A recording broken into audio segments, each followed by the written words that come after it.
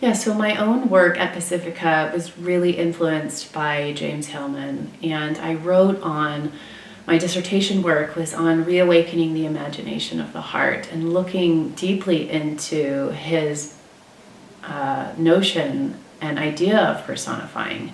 And initially I wanted to outline steps to allow people to engage with personifying as a practice, as a psychological or spiritual practice of sorts. And the more that I spoke to individuals who have studied this or who are living or embodying this work in some way, I started to realize that we can't prescribe personifying, that personifying is this spontaneous encounter that we have in the world, that it is something that arrests us, that we spontaneously experience the world as alive, ensouled, and we have these kind of numinous or magical encounters with the world around us, the visible and invisible world.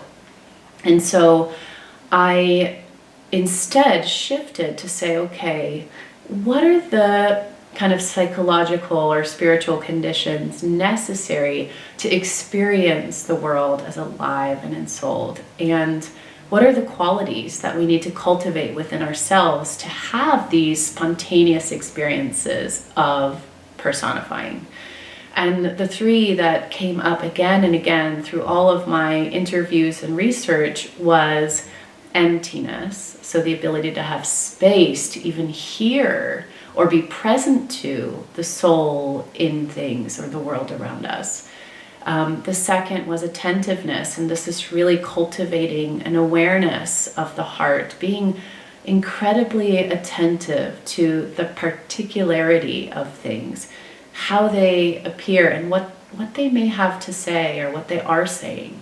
And we often lose touch with this real kind of subtle sense of attentiveness or awareness. And the third quality was sentiency, or the ability to feel.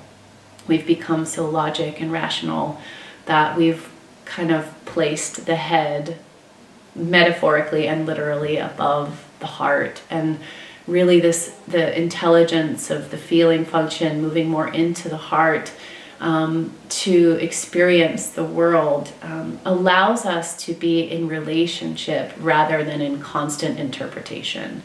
And so this kind of central role of relationship and how personifying really moves us to value relationship more than the need to immediately make meaning or to interpret or to understand.